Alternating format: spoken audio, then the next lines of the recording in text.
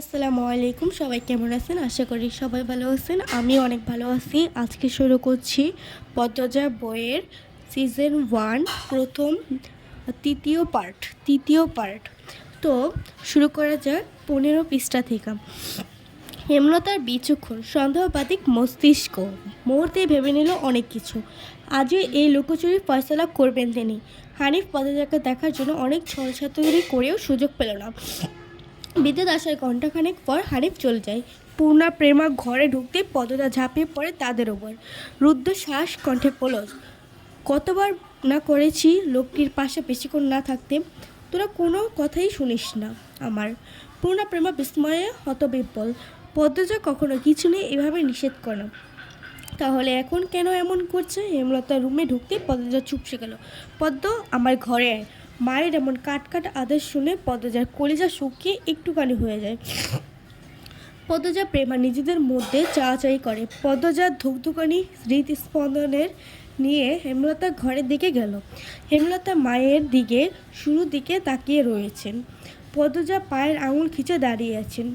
সুন্দরীরা ভীতু আর বোকা হয় তার দৃষ্টান্ত প্রমাণ পদ্মজা। তাকে ছাড়া পদ্মজা কিভাবে চলবে? পদ্মজার সঙ্গে উঁচুকণ্ঠে কথা বলতে হেমলতার খুব মায়া হয়, কিন্তু আজ বলতেই হবে। আবেগ লুকিয়ে তিনি বজ্রকণ্ঠে প্রশ্ন করলো, কি লুকাচ্ছিস আমার থেকে? হানিফ কি করেছে? পদ্মজা ফোপাতে বলল। হেমলতা সেকেন্ডে কয়েক সময় নিয়ে নিজেকে সামনে নিল। কণ্ঠ নরম বলল, হানিফ ধরিবাজ লোক, সৎবাই বলে বলছে না। আমি জানি সে কতটা খারাপ। তার ব্যাপারে যে কোনো কথা আমি বিশ্বাস করব। আমি জানি সে কতটা খারাপ। তুই আমাকে বল, কি লুকাচ্ছিস? কি করেছে হানিফ?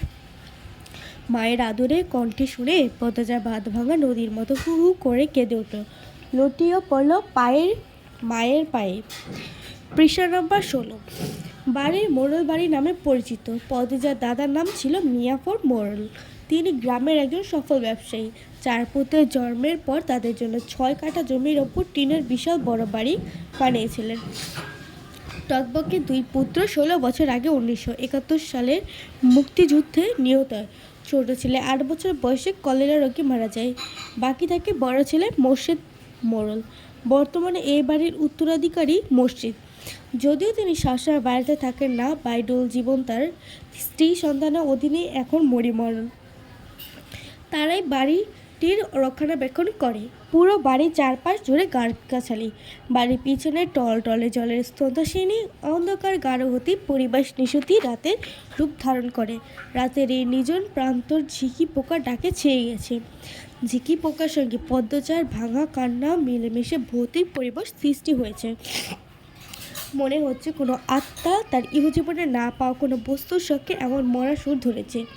হেমলতাকে পদ্মজাকে টেনে পাশে বসান। পদ্মজা ডান হাতের উল্টো পাশ দিয়ে চোখের জল মুছে হেমলতকে বলতে শুরু করলো। মামা সৌদিতে যাওয়ার আগের দিন ওই বাড়িতে খালামুনি, ভাই, আফা সবাই এসেছিল। সেদিন ঢাকা থেকে যাত্রাপালা লোকও এসেছিল। তাই হেমলতা শিকারি পাখির মতো চেয়ে আছে। পদ্মজা কান্নার ধমকে কথা বলতে পারছে না। হাত পা তাকে ভীত দেখাচ্ছে। হেমলতার মায়ে হাত চেপে ধরেন। উৎসাহ নিয়ে ঠিক তখনই উঠোনে ধপ করে একটা আওয়াজ হয়। পদ্মজা কেঁপে উঠল। পূর্ণা প্রেমার কথা শোনার জন্য দরজা কান পেতে রেখেছিল।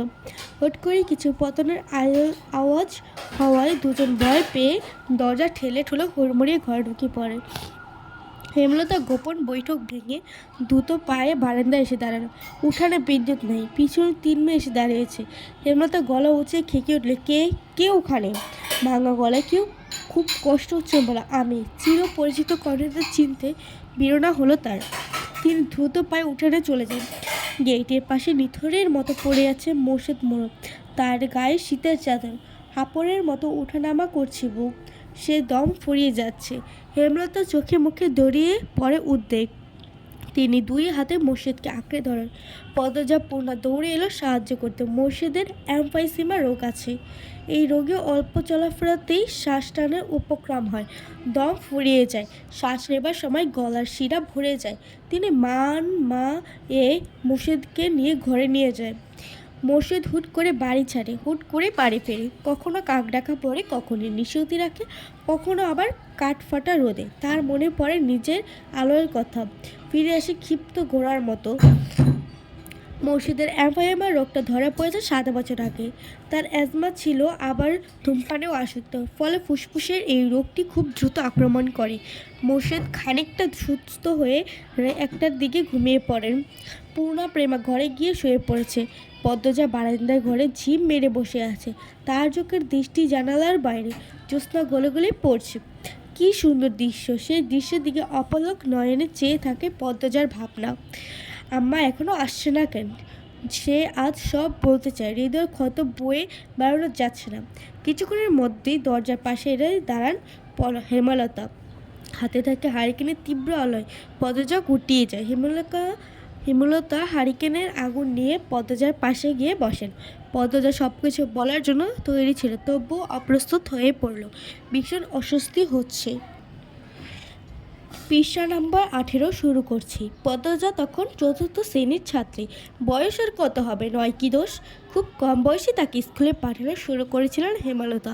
হানিফের সৌদি চলে যাবার উপলক্ষে রবিবার এক সকালে নানা বাড়িতে সবার দাওয়াত পড়ে। স্কুল মাঠেও সেদিন নাচ গান অনুষ্ঠিত হয়েছিল। দুপুরের দিকে বাড়ির সবাই সেখানে চলে যায়। রাতে বাড়িতে রয়ে যায় শুধু পদ্মজার বৃদ্ধ নানা আর হানিফ। পদ্মজা ঘুমেছিল, তাই বাকিদের সঙ্গে যেতে পারেনি। যখন ঘুম ভাঙলো, আবিষ্কার করলো বাড়িতে কেউ নেই। সেদিন মোর্শেদ হঠাৎ করে অসুস্থ হওয়াতে হেমলতা বাপের বাড়িতে ছিলেন না। বাড়ি থেকে বের হওয়ার উপক্রম হতেই কানে আসা হানিফের ডাক, পদ্ম নাকি? পদ্ম মিষ্টি করে হেসে মাথা নাড়ে।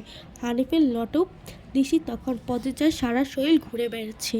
ওইটুকু মেয়ের ফর্সা চামড়া বিকৃত মস্তিষ্কে হানিফকে বড্ড টানে, উপেক্ষা করতে পারে না।